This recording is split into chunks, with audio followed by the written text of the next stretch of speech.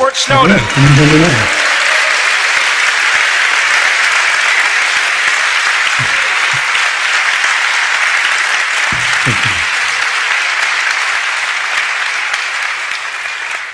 Edward Snowden, we are very honored to have you here. We collected a lot of questions from all around the world, from the people here in the audience, and we put them in a couple of subjects, so we're going to start with those questions right away. But first, the movie. Did you saw the movie yourself? I have, yes. Yeah. And was it accurate, do you think? Yeah, so, of course, it's a drama, so there are a lot of things that have been changed. Things like a number of different officials throughout my life in different positions were sort of translated into one big super... and just for the text, so they know, I'm hearing myself being fed back on the line a little bit. But the thing that I was most concerned about with the film, the question that was really burning in my mind was, would they get the technologies right? Would they get the policies right? Would they get the programs right? And how they're actually affecting our lives. What is mass surveillance? How does it actually work? How does the government justify it and claim that these things are not only legal, but are actually right? In this context, the movie is actually surprisingly accurate for a drama. And that was something that left me with a good feeling. Yeah. Did you have a lot of contact with Oliver Stone for the movie? Yeah, he came out several times and we spoke. I was able to meet with the lead actor as well, Joseph Gordon-Levitt, who was a wonderful guy. He's so warm, so charming. And, you know, I thought we were just going to sort of talk about how things were, you know, what his focus was, talk maybe a little bit about the politics behind how this all fit together and how this came to be. But he didn't tell me, but of course, as an actor, what he was actually there for was to try to understand how I move, how I speak, my little mannerisms and things like that. And he tried to put that into the film. Fantastic. Was the trick, the famous trick with the Rubik's Cube, when you left the NSA, was that real? Happened that in real life? Or is it just a way to, you know, to hide the real reason how you smuggled the chip?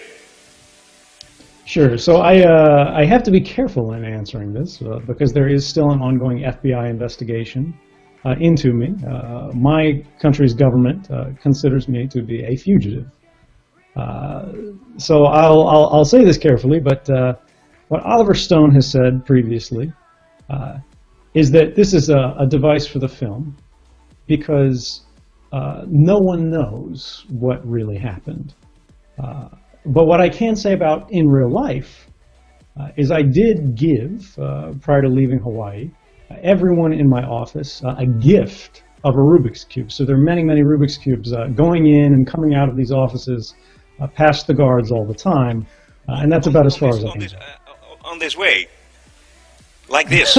Yeah, well, yeah, the security wasn't quite so hardcore as they show in the film, but yeah, people did carry cubes.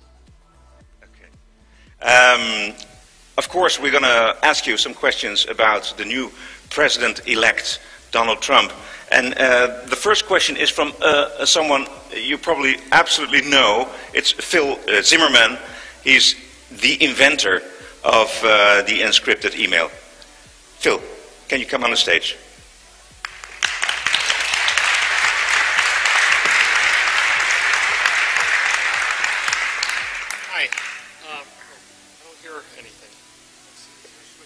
No, he's on. Okay. I think. Yeah. Okay.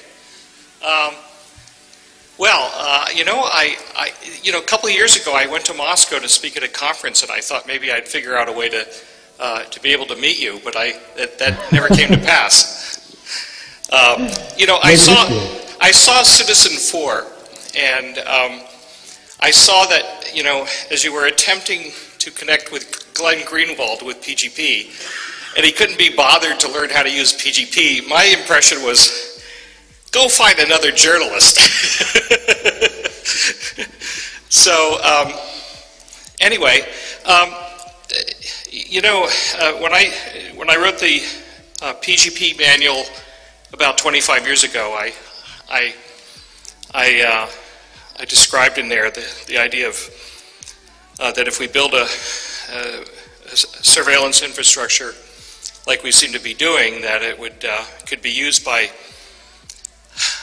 a future government that could be elected in a democratic election that could use it for their whatever evil purposes they might have. And I did the same thing in some Senate testimony in 1996. And, you know, I talk about that sometimes in a democracy, bad people can be elected. And if they inherit a technology infrastructure, a surveillance infrastructure, like what we've constructed, then they can use that to hang on to power. And I see that you made that point pretty clear in this story here. We now see that Trump will have a great deal of influence over what the NSA can do. Do you have any thoughts on that you'd like to elucidate on? Yeah, so there's a number of things. First off, for people in the audience who may not be so familiar with Mr. Zimmerman's work, PGP is one of the original encryption schemes for email that I used in my original contact with the journalists. It's fair to say that the NSA revelations could not have happened in the way they did in 2013 without this man's work. So I have to say thank you very much for everything you've done, not just for myself, but for the world. But going on to the broader question here, I try not to look at this as a question of a single election or a single president or even a single government, right? Because we see these things, these threats coming across borders. We see the same thing happening in Russia. They've got this new surveillance law called the Yarovaya package. Russians call it the Big Brother law. In China, on the day of the election, the news was talking about how the Chinese had just passed a new mass surveillance law, and they got away with practically no criticism from the international community because they were clever enough to say that they had modeled it on the United States' own surveillance laws. And because our last two presidential administrations have been saying that these powers were so necessary, they were so valuable, and they didn't hurt anybody, now suddenly they can't criticize these other governments for doing the same thing. But this is a problem because even if you think, all right, well, you know, we want government to have authority and powers to be able to perform its legitimate tasks of securing the nation, of protecting our communities, of investigating crimes, right? But how is this done, and where do they depart from this model?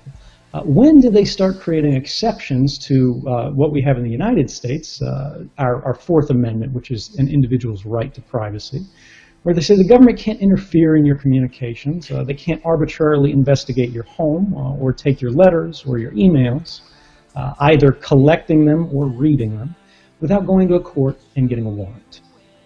But we have to recognize that even that barrier, the warrant requirement, the involvement of courts, doesn't mean the same thing in every country. If you say, well, mass surveillance is fine as long as the court's involved, Kim Jong-un in North Korea will go, oh, this is fabulous, because you know what, I have courts too. And they'll be happy to sign anything I put in front of them. And this is really something that we need to remember, is we are never farther than a single election away from a change in government, from a change in policy, from a change in the way the powers that we have constructed into a system are used. And so what we need to start thinking about now is not how do we defend against a President Donald Trump, but how do we defend the rights of everyone, everywhere, without regard to jurisdictions, without regard to the borders. We have this tremendous fabric of technology that we've enveloped the earth with. This internet that creates bonds of fraternity between people who don't even share the same language. But this fabric of communications that was intended to empower citizens and individuals of communities and families is increasingly being used to disempower them. Internet service providers, phone companies, governments, and other corporations are beginning to spy on these things. They're lifting up that fabric to look at the lives underneath, whether it is for the purpose of profit, or whether it's for the purpose of power, or whether it's for, in some cases, legitimate purposes. But we have to think for ourselves, what if we start weaving this fabric in a slightly different way? What if we start changing that dynamic mechanism that we face in the status quo today, which means when you pick up your phone and you make a call to your mother, your sister, your husband, your wife, that call is transiting that global network electronically naked. Anybody can look at it, anybody can listen to it, anybody can read it. What if we change that so that it's protected by default? Every communication, every transaction you engage with is protected. And you don't have to take some activity. You don't have to teach a journalist how to use this sophisticated encryption program, even if it is 20 years old, and you hope that people should be able to get to use it at this point. Instead, we made this fabric work not just for Americans, not just for people in the Netherlands, but for the whole world. If suddenly we could not just support the human rights of people in Germany, France, Brazil, Iran, Russia, China, and America, we could enforce them. We could guarantee them through our technology. And I think this election reminds us that that capability is within our reach today, and we have not just the right to try, but the duty. You know, I've devoted my career to trying to create that capability. You know, end-to-end secure telephony is what I've been focused on in the last 12 years or so. I had the impression that you might have used something that I made for that too. You know, we went through a lot of trouble to wipe out our email encryption service on the same day that LavaBit did, for what we thought was probably for the same reason. I hope that that was I hope that that helped. Edward Snowden, are you still there? Yes. I am. Can you hear me? Have we lost? Yes. Yeah. No, I can we hear had you. a connection. Yeah. Okay. Thank you very much, Ralph Zimmerman. Thank you so much for everything you've done. I think we like to see Edward Snowden all the time, don't you? There he is. Edward Snowden, one more question about the president-elect, the elections. Did you follow the elections? I did. I think everybody in the world did. Yeah. So, is the outcome better or worse for your case? You know, for me, I try to focus on the issues that matter the most here. And while I obviously care about what happens to me, I am the least important part of any of this. This is not about me. This is about us. And when I see these changes in government, where we see these candidates who are extremely authoritarian, they believe that if we have the power to do something, we should do something. We stop thinking about wrong or right. We stop thinking about should or should not. And instead we focus strictly on can or cannot. These, I think, are civic dangers to everyone. And these are the things that we have to focus the most on resisting, not individual cases, but broad social cases. And this is the thing that I think we begin to forget when we focus too much on a single candidate. The current President of the United States, President Barack Obama, campaigned on a platform of ending mass surveillance in the United States. He said no more warrantless wiretapping. He said he would investigate and end criminal activities that occurred under the prior administration, in the Bush era. We're talking about torture. We're talking about extrajudicial killings. And we all put a lot of hope in him because of this. Not just people in my country, not just myself, but people in Europe and elsewhere around the world. It was a moment where we believed that because the right person got into office, everything would change. But unfortunately, once he took that office, we saw that he didn't actually fulfill those campaign promises. Guantanamo Bay, the secret prison in Cuba, which he had promised to close on the first day of his presidency, is still open and likely will be on the last day of his presidency. He embraced the policies of mass surveillance, extended them and entrenched them. And this isn't to criticize this president particularly. This is not to say Obama is what we should be worried about. This is to talk about a broader point, which is we should be cautious about putting too much faith or fear in the work of elected officials. At the end of the day, this is just a president. If we want to build or live or enjoy the fruits of a better world, if we want to make sure that the rights that we have encoded into our laws are actually reliable, that we live with them and pass them to our children, this will never be the work of politicians. This can only be the work of the people, of the population, because politicians do not simply do what they think is best. They do what they think people want to hear. They do what they think will gain them support. And ultimately, if we want to see a change, we must force it through ourselves. If we want to have a better world, we can't hope for an Obama, and we should not fear a Donald Trump. Rather, we should build it ourselves.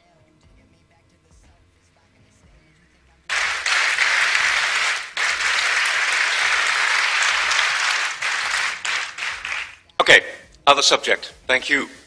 A question out of the many questions we got about U.S. companies. U.S. laws like the Patriot Act require U.S. businesses to cooperate with government surveillance. Can we trust U.S. corporations with sensitive information like our email, or should we prefer non-U.S. companies? I'm not sure if this is a serious question. It is. But I'll answer it as if it were. We have seen real problems with that. There was quite recently, in the wake of June 2013, President Obama going throughout Europe and saying, these newspaper stories that you've heard about all the spying, they're not very well understood. It doesn't mean what you think. The NSA isn't simply rifling through your emails. Mass surveillance doesn't really exist. These are targeted programs. We're only looking for specific people. And yet, only the beginning of last month, October of 2016, we found that one of the largest email service providers in the United States had secretly gone beyond what the law required, and the law does require a lot of these companies, to scan on behalf of the U.S. intelligence community the emails of all of their customers as they come or go, for particular pieces of information that were provided by U.S. spy agencies. Now, the question that you should be asking yourself is not, should I trust U.S. companies, which it's clear, unfortunately in many cases, they can't be trusted, but can you trust your own? Are countries in the Netherlands any better? Are companies in Germany better? And unfortunately, we see a march of these kind of laws sweeping across Europe right now and more broadly the world. The United Kingdom is in the midst of passing the most extreme surveillance measure in the history of any Western society right now, called the Investigatory Powers Bill, which legitimizes and entrenches mass surveillance in a way that would be unacceptable even in the United States, where we've grown quite comfortable with many of these programs. The Netherlands has similar policies. Norway is debating one right now.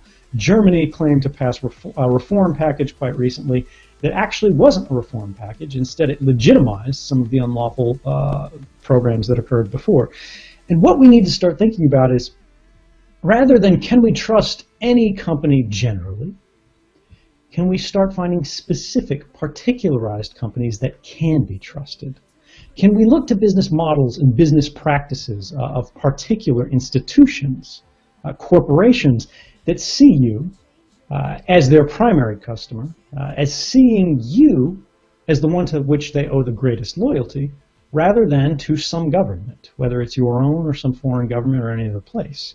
And can they prove that this is a relationship that you should trust through their application of technology? I'll simplify this just by demonstrating what I mean in a simpler way. In the midst of that same Yahoo case, we saw there was another telecommunications provider in the United States. This is also October, around the same day.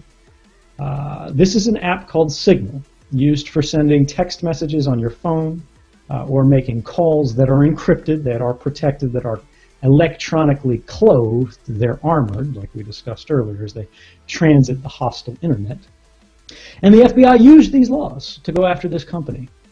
But rather than doing what Yahoo did, and simply giving the government far more than what they asked for, they went to the American Civil Liberties Union, the largest civil rights organization in the United States, and they said, what can we do? And the ACLU said, well, you have to help the government as the law requires, but only what the law requires. And Signal said, well, can we fight this gag order? That meant we couldn't tell our customers what was going on.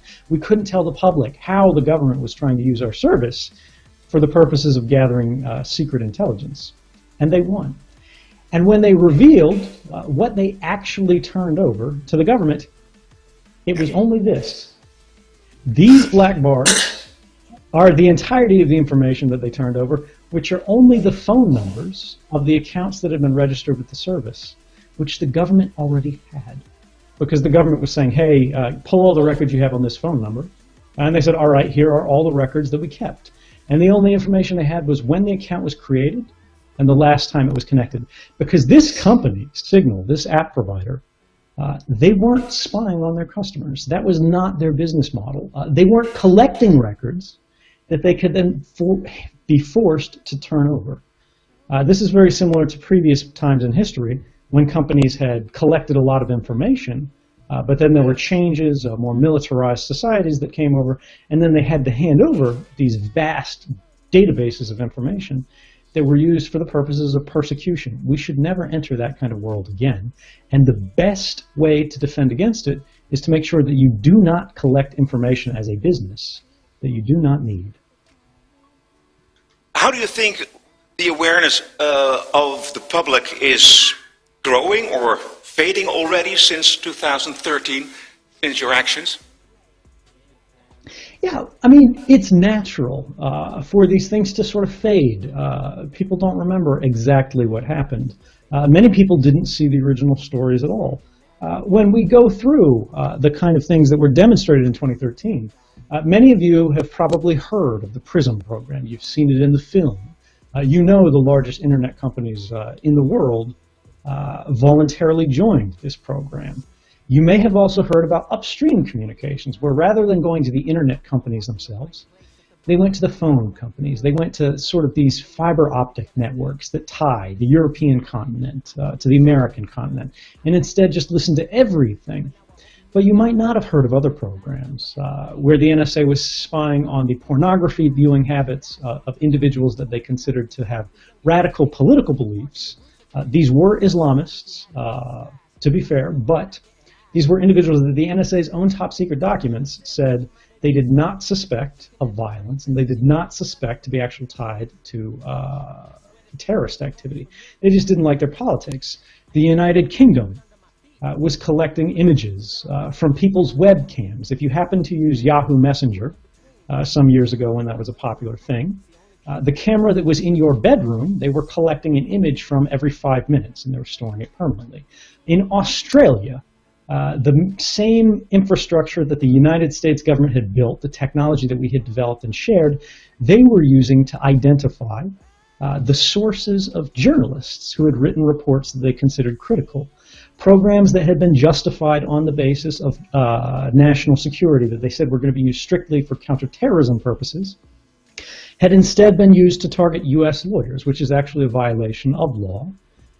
And not because they thought these lawyers had some special intelligence that would save lives, but rather because they were negotiating a trade deal with Indonesia over the price of shrimp and clove cigarettes.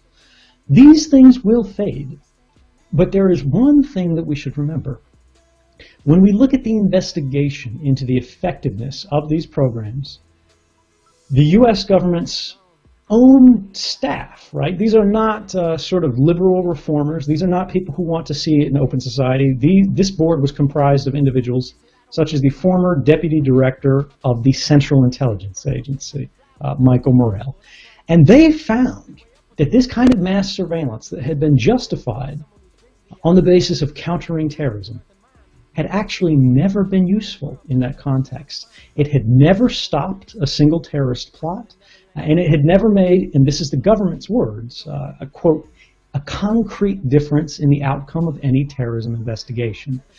These programs were never about terrorism. They were about economic espionage, they were about diplomatic manipulation, they were about social influence, they're about power. And that's what espionage has always been about. Countering terrorism is not an intelligence activity in the traditional sense.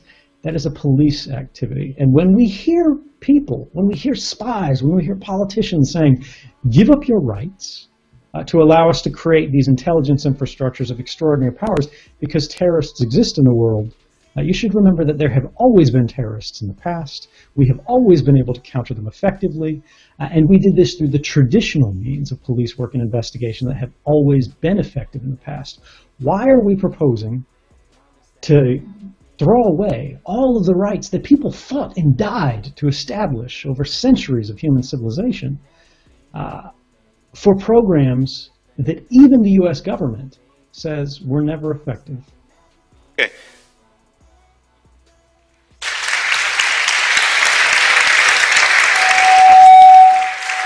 You say mass surveillance is not productive for attacking terrorist attacks, but intelligence services need some information, a lot of information, to protect the people, they say, and we believe. So, what kind of information and what kind of programs need intelligence services to protect us from bombings like in Boston, like in Paris, like in Brussels? If mass surveillance is not appropriate.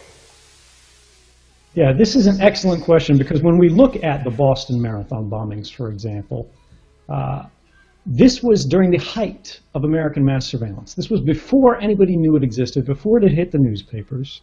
And they were collecting the phone calls of everyone. They were collecting the internet activities of, people indiscriminately, just in case they were useful.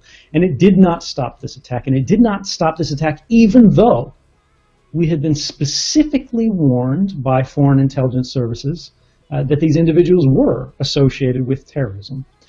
Much the same in Brussels. Now, we had known about mass surveillance in a broad sense here. But in the Brussels attacks, Belgium had been warned, by the Turks in this case, that some of these individuals were associated with terrorism. So it begs the question, why did mass surveillance fail to catch these individuals? It's not because they used encryption. It's not because they were particularly skillful. It's not because they were just so clever. It's because when you collect everything, the communications of everyone in a nation, you understand nothing. You get drowned in so much information that you can't find what's actually relevant. If you use traditional means of investigation, gathering indicators, tips from, for example, these foreign intelligence services, you take them to a court, you go to a judge, you say, look, we have some evidence this person has ties to terrorism. We would like a warrant for our police to sneak into their homes, to place a camera, to tap a phone, to follow them as they go through their activities in the day, as we always have for decades at this point. You can watch specifically the individuals who exhibit indications of actually threatening behavior, and then you can catch them in the act. And these are the cases where we have seen it happen. In recent Canadian attacks that have been thwarted, it was not due to mass surveillance, but it was because of the fact that they watched specifically the individuals who they had been tipped off did have these activities, often by members of their family or by their communities, and they watched them. And then when suddenly they collect weapons, they call a taxi cab, and they try to go to a train station, the police are already there, ready to make the arrest and ready to thwart the attack, and it actually works. The distinction that I want to make here in simple terms, because I know that's a little bit broad, is what people in civil society, what I protest most strongly, is mass surveillance, indiscriminate surveillance where they're watching everyone, targeted surveillance. That's backed by a court where police have shown, look, this individual is more likely than not to be a criminal. We're asking for a warrant to investigate their activities for a period of time in a very intrusive way, but in a very targeted way. We're only watching this individual. We know it is effective because it has been in the past. And we know that this is the least intrusive means of achieving these investigative goals without destroying the rights of everyone else in a free society. So, yeah. So you say mass surveillance isn't necessary for counter-terror attacks? That's correct, but let's presume it were. Let's presume it were effective. Would we want it anyway? The challenge here is if we create a government that is so powerful, a structure that is so omniscient, it knows everything that everyone's doing at every time, it can enforce the law perfectly. No one can steal a loaf of bread, no one can speed, no one can commit a terrorist act, no one can murder. You know, a lot of people would say that's fabulous, it's the end of crime, and it's true. But that may not be as unmitigated a good as it seems at first glance. Because when we think about social progress, when we think about the advance of human rights, when we think about the abolition of slavery, when we think about marriage equality, when we think about the prohibition of drugs or certain kinds of alcohol in the past, prohibition of certain types of religious worship, all of these movements were criminal activities in the beginning. Even if it's the enfranchisement of women, allowing them to vote. If government simply says the laws on the books can be enforced, and they will be enforced, and we will use the full extent of our powers to ensure that is the case, what they're doing is they're halting progress at this moment in time and saying we have gone far enough, and no one can transgress against the status quo even for a good reason. No one can organize to change the law. If to do so, they have to love someone in a way that's not approved. They have to worship in a way that's not popular. They have to do any activity that has not been explicitly authorized in advance by the government. I do not see that as a bright future. In fact, I see it as a very dark one.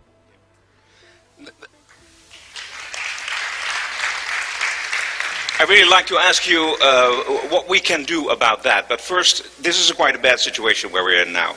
But I want to make it worse, because I have a question about the way, let's see, where have I the question? Yeah, the technology develops enormously. Everybody can buy the software to spy on one another. So how can we stop Big Brother before we going paranoid? Yeah, so this is a very complex technical question, and I'm very comfortable saying that as of today, we don't have an answer. We have ideas, we have directions for research, but this is not a solved problem. And for the young people in the audience, this is a problem that you could solve. What we're seeing today is the atomic moment of computer science. We're living through it. What nuclear physics had in the last century, we are seeing for this discipline, computer science, today in our lifetimes. Technologies that we expected to be a benefit for all of mankind are being subverted. They're being corrupted in subtle ways to work contrary to those purposes. And we have to find a way today to change that direction and make it serve humanity rather than master humanity. And the ideas that we're looking at here are for simple methods to do things that we've never really considered before. For example, encryption, as we've talked about before, protects what you said on a phone call as it crosses the internet. It protects what was written in a text message. It protects your picture so no one can see it if you share a photograph with someone. But it does not disguise the fact that you sent a photograph or made a phone call or made a purchase or visited a website or necessarily bought this book from a bookseller online. And these things on their own can be very dangerous. These types of activities are called metadata, right?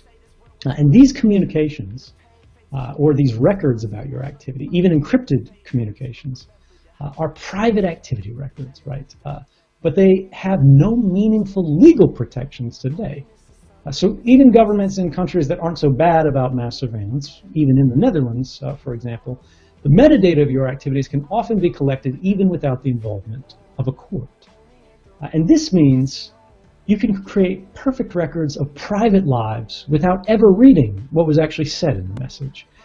The way to change this is we have to find ways to protect not only the content of the communication in that text message or phone call, but to disguise the fact that the communication ever happened at all. The fact that this phone called this phone should be invisible to the vast majority. Will that happen one day? Is there a technical possibility there is, perhaps, or not? We have seen methods of disguising this already. There's what's called the Tor protocol, which is a method of what's called a mixed routing network. It's not perfect, and in fact, it cannot protect against the full cooperation of all of these governments on Earth because they can just trade the different parts they see. But what it does is instead of sending your communications from here to here, this computer to this computer, it sort of bounces them around the world in a lot of jurisdictions. So you can't see the direct relationship. But this is very crude. This is like inventing the very first wheel, which is kind of a rock that sort of rolls, but not in a very effective manner. But as we refine these capabilities, as we look for more models of achieving the same ends, it is perhaps possible. And the easiest way to illustrate this is the way that radio frequency broadcasts work. For example, if you think of the prior generation, or as you listen to music in your car, there's a tower somewhere that's sending communications, and anyone can hear them, but there's no record of who was actually listening, who actually received the signal. That's not to say this is an effective means for resolving our problems today in this context, but there are many things that we thought impossible problems in the past. But eventually, through dedication, by pursuing the problem, and by recognizing that these things matter, we found solutions. Can you name 3 very practical things how we all can protect ourselves today for spying, by other people, other corporations, governments? Certainly. The first thing would be careful about what you share with large service providers. When you're talking about Google, when you're talking about Facebook, everything you type in that Google prompt is being stored and saved forever. They're not asking you if you want that, they're just doing that.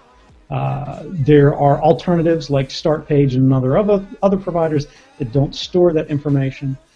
There are social networks that are not Facebook.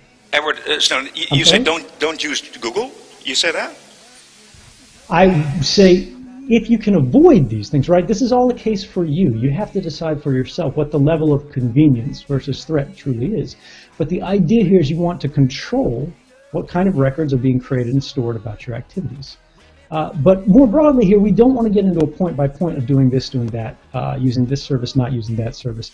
You want to talk about broad technological capabilities. The first thing you can do is encrypt your devices. If you have a newer iPhone, it's already happening invisibly. If you're using an Android phone, you can go into settings and encrypt your phone. So if it's lost, a criminal can't just open it and read everything.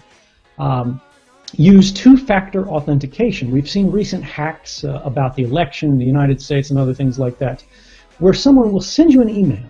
It appears that it comes from Google. It looks identical. So you click it, you type in your password, and now someone else has gained access to your account. There's something called two-factor authentication, which you could use for if you do use Google, for example, your Gmail account, that will require something like another code that comes from a token where you just tap it on your phone and it gives you a code that you can enter. So if someone does this to you, you won't be affected by it, or it sends you a text message. There are many things you can do. Use Signal, that kind of application for protecting your text messages, for protecting your phone calls. Use Tor when you're browsing on the internet. The Tor browser won't give you perfect security, but you will be far safer than if you were using a normal Internet Explorer or Chrome or Firefox browser. And these kind of things lead us to a larger point, which is you as an individual should not have to do this. You should not have to make these decisions. You should not have to study to be safe using the devices that you rely upon every day. And this means you have to be political. You have to talk about these things. You have to recognize, right, that when somebody says, you know, don't worry about this, it doesn't matter. If you have nothing to hide, you have nothing to fear, they're misleading you, they're deceiving you, they're disempowering you. Because privacy isn't about something to hide, it's about something to protect. Privacy is the right to the self, right? Privacy is the right to a free mind. Privacy is the foundation of all other rights. Freedom of speech doesn't mean very much if you can't try out in a safe space among friends without the judgment of this external society what it is that you actually think and figure, is this a good idea, is this a bad idea? Freedom of religion, the same thing. You either inherit a religion or you accept it from the state, but you don't know what it is for yourself that you actually believe in and who you want to become unless you have that protected space. And moreover, right, privacy is not intended for the majority. That's not where it derives its value from. Politicians don't need privacy. They're already powerful. They can already defend themselves. The majority can reshape society to their will. They don't need it that much. But minorities, vulnerable populations, people who are a little bit different, people who are a little bit unusual, people who don't fit in, even in a small way, if you disagree with the majority opinion, you are the one that privacy is for. And this is why, you know, when you hear people say things like that, say back, if you argue, you know, if you have nothing to hide, you have nothing to fear, that's no different than saying you don't care about free speech because you have nothing to say. It's an antisocial argument that says it doesn't matter what happens to the rest of society. It doesn't matter what happens to my rights because I'm okay right now. I'm not different. I'm not interested. And I don't need to be. I'll adapt to whatever the rest of the world wants. And what you're saying is, I don't want freedom. I don't want liberty. I just want to be. And while you might agree with that, I think we can be better. I think we can do more, and I think we should. I think the rights that we inherited are a blessing, something that we should protect and defend and ensure that not just this generation, but every other generation enjoys that and more.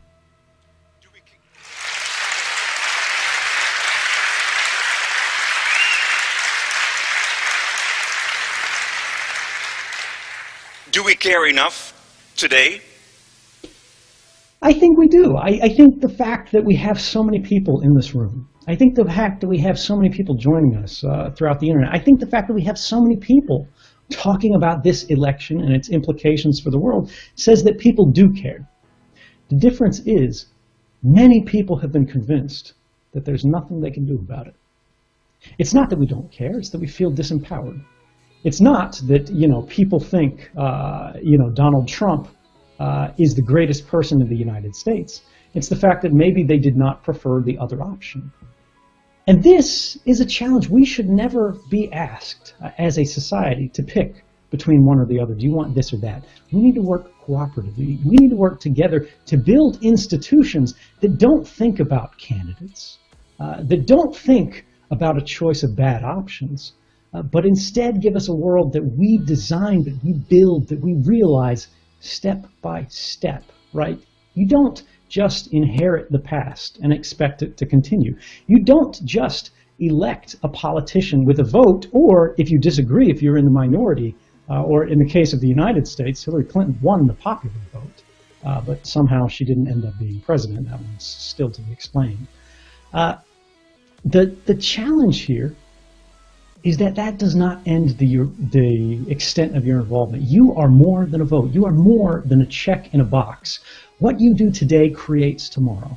And if you don't start thinking about what you're going to do tomorrow, if you don't start thinking about the day after the election, the year after the election, and every other, you are not thinking about what being a citizen truly means. A vote is a start. A vote matters, but it will never be enough.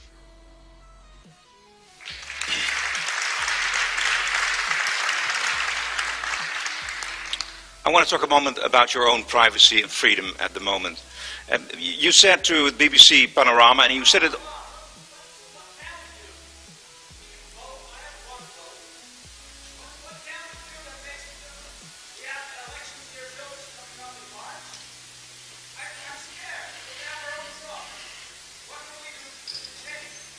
Did you hear that? I can't. I'm sorry. Okay. There's no microphone. I explained the question.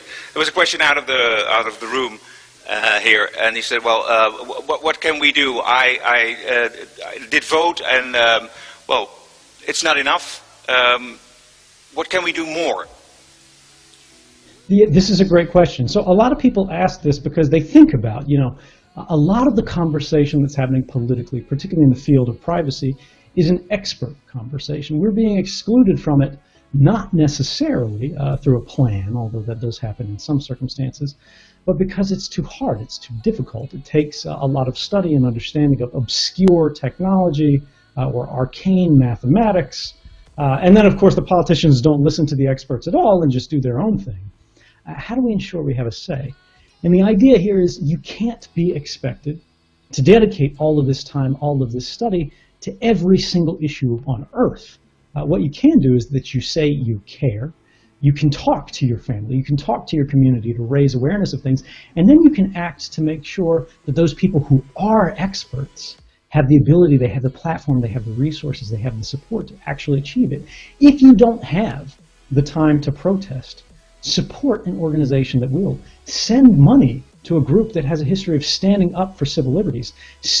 Send money to groups that will actually sue governments to enforce the law.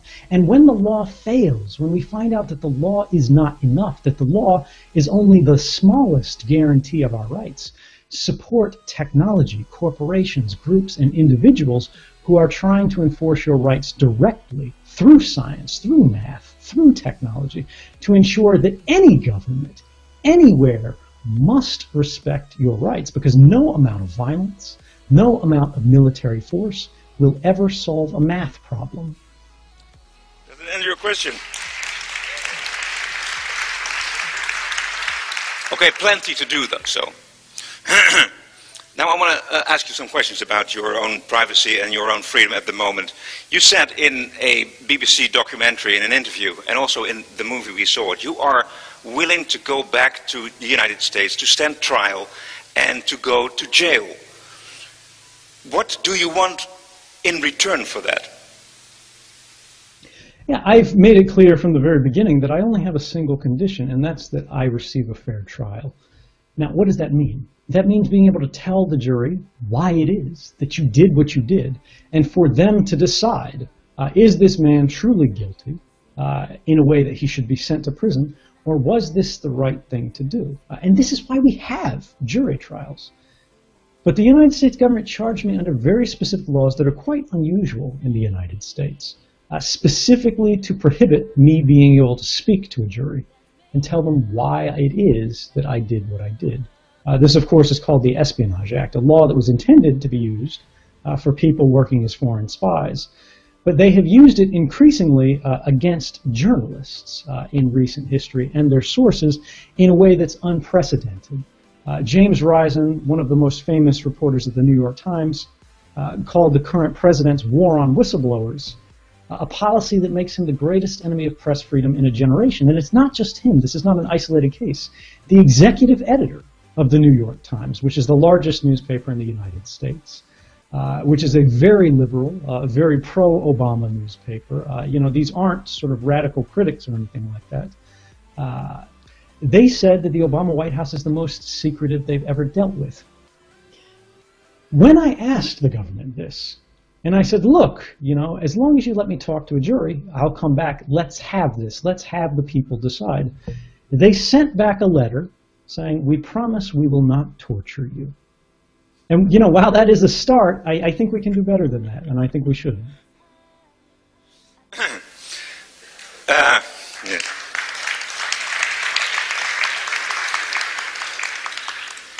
So do you see yourself returning to the United States one day? I certainly hope so. You hope it? Yeah. I mean, it has always been my desire to return to my home. It is my home, right?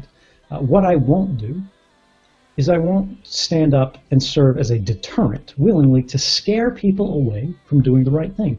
If people work in government and they see criminal activities occurring, and they say something about it, that should not itself be a crime. And I want to be clear that this is exactly what happened. Before I came forward, 4 months prior, the Supreme Court of the United States was asked by these civil liberties organizations to rule on the lawfulness of these surveillance activities. And they said, it's very interesting, but we can't, because we can't prove that it actually happened. Or you can't prove that it happened. The government said it's a secret. But after I came forward, the same courts found that, in fact, the NSA's activities had broken the law. They had done so for more than a decade. They were likely unconstitutional. The president himself signed reforms into law. The United Nations found that these programs were a violation of human rights. The European Union passed a resolution saying that whistleblowers should be protected from this kind of political persecution. They should not be extradited when they have worked in the public service in good faith to reveal activities of public concern. And the question is there a reason that you think I should not be hopeful? I think despite the challenges that we have in the United States, despite changes in government, despite some of the very concerning statements made by our new president-elect, this is a nation that will strive to get better. This is a dark moment in our nation's history, but it is not the end of history. And if we work together, we can build something better, and we can enjoy a more free and more liberal society that benefits everyone, and prove once and for all that America has a greater commitment to justice than it does simply to the law. The new president-elect gets along a bit better with Putin than Clinton. Do you feel any anxiety, any fear, perhaps, that Trump will be the new president of the United States because of his good relationships with Putin? I don't worry about it. It's possible, right? It would be crazy to dismiss the idea of this guy who sort of presents himself as a big deal maker of trying to make a deal. Now, the president of Russia has previously said on camera that the people of Russia consider me a human rights defender. And regardless of the position that we have on Russian politics, which obviously have a lot of problems, they said Russia is not a country that extradites human rights defenders. But let's say that weren't true. Let's say some kind of deal was made. Let's say all of that turned around and I was sent away. If I was worried about safety, if the security and the future of sort of myself was all that I cared about, I would still be in Hawaii. I never expected it to make it out of Hawaii when I came forward in June of 2013. The fact that I ever did still surprises me today. But the bottom line is this: I'm comfortable with the choices that I made. I'm proud of the choices that I made. I think I did the right thing. And wow, you know, I can't predict what the future looks like. I don't know what's going to happen tomorrow. I can be comfortable with the way that I've lived to today.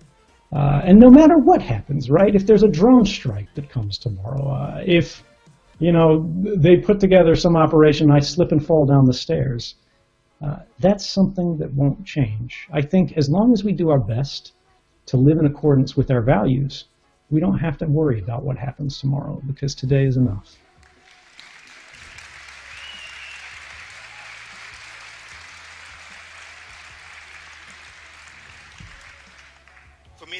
For me, the last question, if you look to the rest of your life, what do you see? Well, so far it's going pretty well, I've got to say. I actually feel more connected. I feel like I have more ability to change the world for the better today than when I was working secretly for the NSA. There was a very long time in the intelligence community where I had no questions about my work. I was proud of what I did. And even in Hawaii, when I came forward, I didn't think the NSA was full of mustache-twirling villains, right? That the place should be burned down, that operations should be shuttered entirely.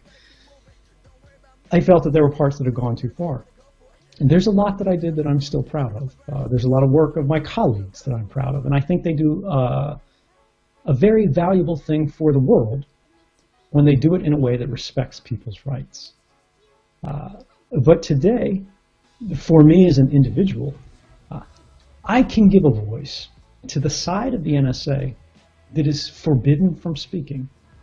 Remember, if you say these things and you work for the United States intelligence community, you go to jail for 10 years for every single statement that you make that they consider to be classified. This is a role that has been missing for far too long. And although, you know, I would eventually like to do other things, I'm very thankful for the role that I'm able to play today. And I hope it provides as much benefit to as many other people as the enjoyment that it provides for me. I mean, I am pretty fulfilled. Thank you very much, Edward Snowden. Thank you.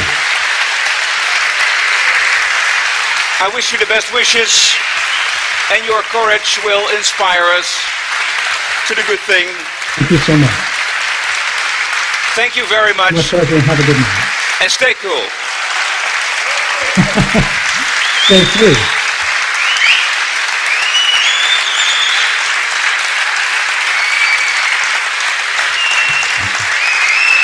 Good night.